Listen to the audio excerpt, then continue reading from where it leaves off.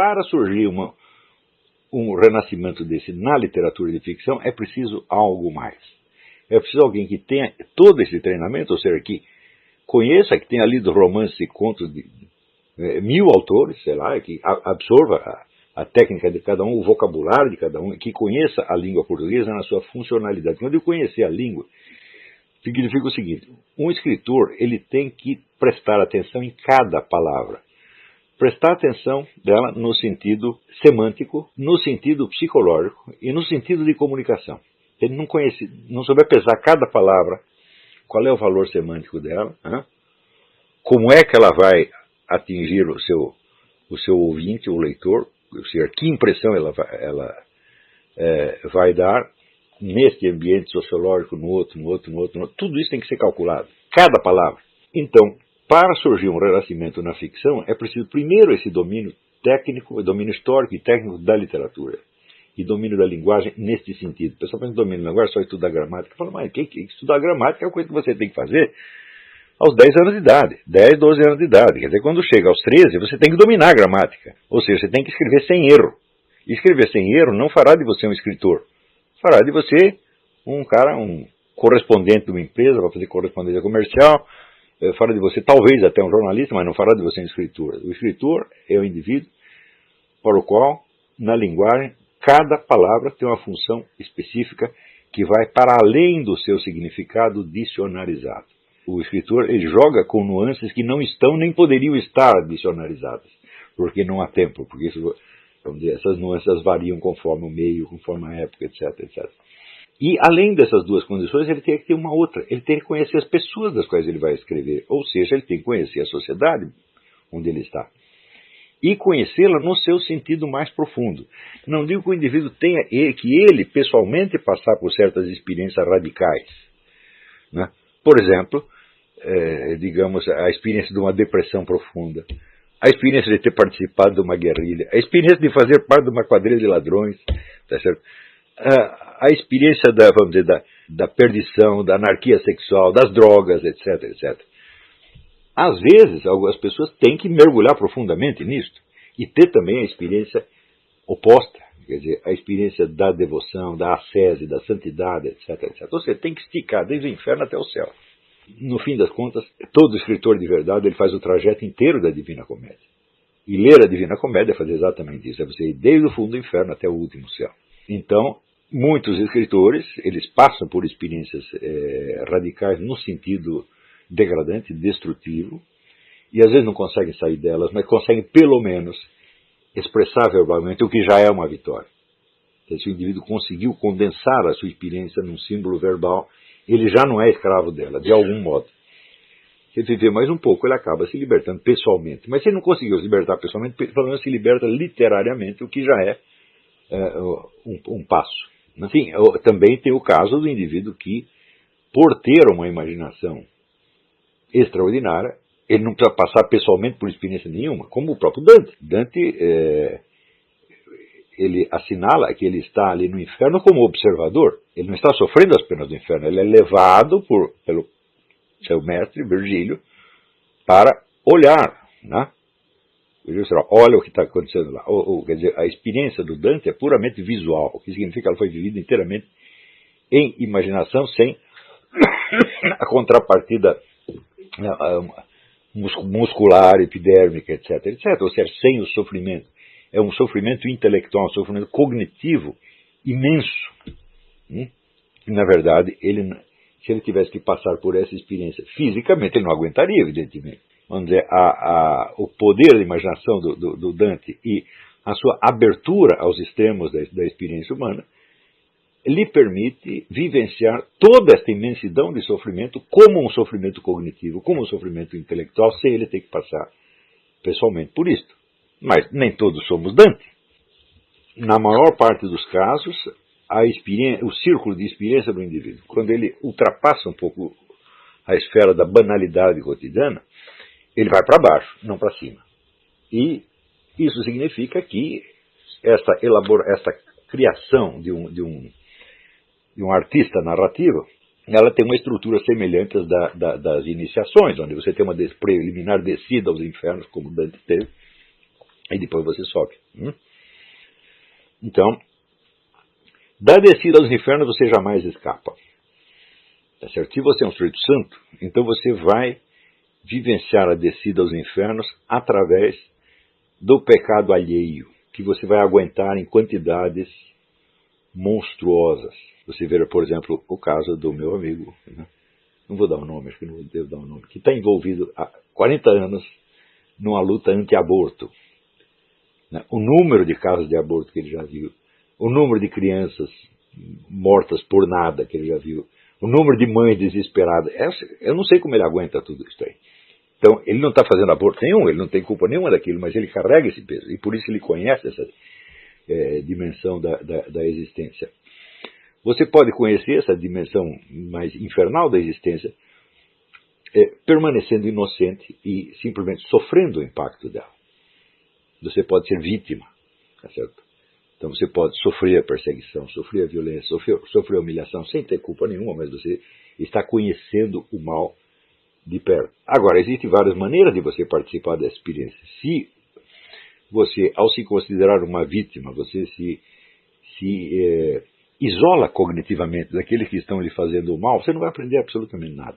Então, aí é que a igreja recomenda que você ore por quem lhe faz o mal, e você queira bem quem lhe faz o mal, senão você não vai aprender coisíssima alguma com isso.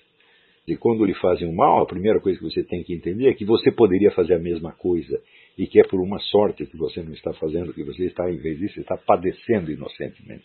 Sem essa identificação com quem lhe faz o mal, você não vai aprender coisíssima nenhuma. Quer dizer, você vai ter que carregar os seus pecados e mais os dele. Isso aí é uma forma de você se aprofundar na experiência sem você se sujar pessoalmente. Isso é muito difícil de acontecer e, em geral, o mergulho na experiência mais profunda é acompanhado de... Ele toma a forma de um mergulho no mal, no pecado, na perdição, etc, etc, etc. Como aconteceu com inumeráveis escritores, você lê aí a vida de Baudelaire, de Rimbaud, do próprio Dostoiévski, com o seu vício do jogo, essa coisa toda. E depois o indivíduo trabalha isto imaginativamente e se consegue dar uma forma verbal, literária, ele, de certo modo, ele já está livre daquele mal. Ele se livrou, pelo menos imaginativamente, o que é uma condição para ele se livrar na esfera real. Mas às vezes não dá tempo.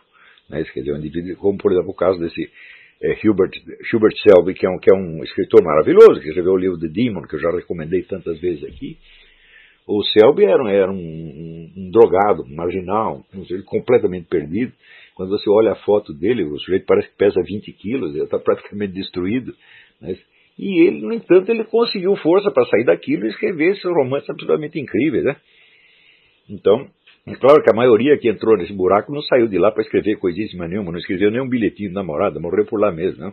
Mas, seja a experiência vivenciada fisicamente, seja imaginativamente, sem esse mergulho nos aspectos mais radicais e terríveis da experiência humana, não há conhecimento do ser humano, da alma humana. Tá certo? Então, este, vamos dizer, talvez a maior deficiência da literatura brasileira no tempo em que ela era boa. Isso quer dizer que, em geral, a experiência retratada na literatura brasileira é uma experiência banal. O meu amigo Jerônimo Moscardo, que foi ministro da Cultura do Itamar, ele dizia que os temas da literatura brasileira assim, ele usou minha escova de dente, ele roubou minha cueca. Esses eram os assuntos. Então, se você vai ver, em geral, é a experiência banal, vivida por pessoas banais. Porém, essa banalidade tem um peso, essa banalidade tem uma força deprimente. E aquele que sofre o impacto desta banalidade pode transcendê-la, transformando-a em obra de arte, como é o caso do Machado de Assis. Machado de Assis, a vida inteira dele, ele só viu pessoas neste meio, medíocre, limitada, etc, etc. E, vamos dizer, aquela mediocridade, aquela banalidade, pesava muito para ele. Quer dizer, ele sofria isso, e ele absorvia o impacto da banalidade circundante e via que essa banalidade tinha um aspecto